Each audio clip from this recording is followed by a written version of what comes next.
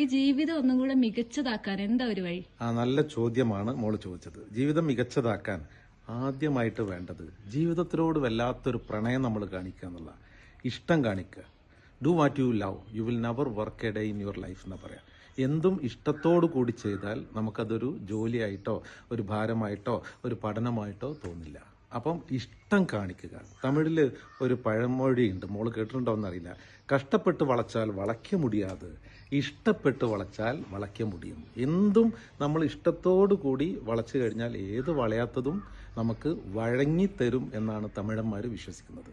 ഞങ്ങളുടെ നാട്ടിൽ പണ്ടൊരാൾ കിണറ്റിൽ ചാടി, ഒരു കുട്ടി കിണറ്റ് ചാടി, ഒരു ചെറിയ പയ്യനാ കിണറ്റ് ചാടി. നാട്ടുകാരൊക്കെ കിണറിന് ചുറ്റും തടിച്ചുകൂടി നീ ചാട് എന്ന് പറയല്ലാതെ ആരും കിണറ്റിൽ ചാടി കുട്ടിയെ രക്ഷപ്പെടുത്തുന്നില്ല.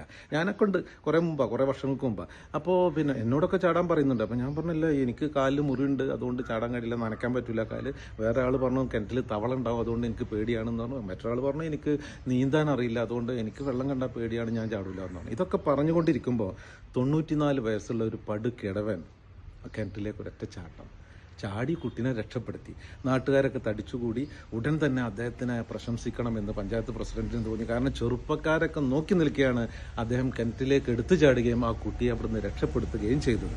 വലിയ സന്തോഷമായി. ഉടൻ തന്നെ ഒരു മീറ്റിംഗ് വിളിച്ച് പഞ്ചായത്ത് പ്രസിഡന്റ് ഗംഭീര പ്രസംഗം. ഇദ്ദേഹത്തിന്റെ ധൈര്യം പോക്കരാക്കാൻ നമുക്ക് വേണമെങ്കിൽ അദ്ദേഹത്തിന് പേരിടാം. പിന്നെ വടിയൊക്കെ കുത്തിയിട്ടാണ് അയാൾ വരുന്നത്, പല്ലൊക്കെ കൊഴിഞ്ഞിട്ടുണ്ട്. ഏതായാലും ഒരു സ്വീകരണം കൊടുത്തു, നോട്ടുമാലയൊക്കെ അദ്ദേഹത്തിന് ഇട്ട് കൊടുത്തു പഞ്ചായത്ത് പ്രസിഡന്റ്. അദ്ദേഹത്തിനെ കുറിച്ച് ഗംഭീര പ്രസംഗവും പഞ്ചായത്ത് പ്രസിഡന്റ് നടത്തി. അദ്ദേഹത്തിന്റെ ധീരത, അദ്ദേഹത്തിന്റെ ധൈര്യം, ഇതൊക്കെ പ്രശംസിച്ചുകൊണ്ടാണ് പ്രസിഡന്റിന്റെ പ്രസംഗം നടക്കുന്നത്.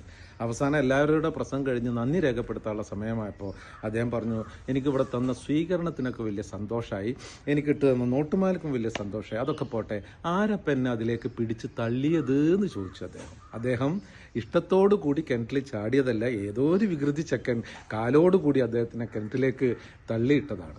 നമ്മൾ എന്ത് ചെയ്യുമ്പോഴും ആരെങ്കിലും തള്ളി വിട്ടിട്ടാണെങ്കിൽ, ആരെങ്കിലും പുഷ് ചെയ്തിട്ടാണെങ്കിൽ, നിർബന്ധിച്ചിട്ടാണ് നമ്മളൊരു കാര്യം ചെയ്യുന്നതെങ്കിൽ അതിൻ്റെ റിസൾട്ട് 10% ഉണ്ടാവുള്ളൂ. അതല്ല, ഇഷ്ടത്തോടു കൂടി പ്രണയത്തോടു കൂടി നിങ്ങൾക്ക് ജീവിതത്തെ കാണാനും പാടാനും ഡാൻസ് ചെയ്യാനും അഭിനയിക്കാനും പഠിക്കാനും ആ ജീവിതം ആസ്വദിക്കാനും നിങ്ങൾക്ക് തയ്യാറായ, ഒരു പുസ്തകം വായിക്കാനും നിങ്ങൾ തയ്യാറായി കഴിഞ്ഞാൽ അതിൻ്റെ റിസൾട്ട് 100% ആയിരിക്കും. ചെയ്യുക. Thank you very much.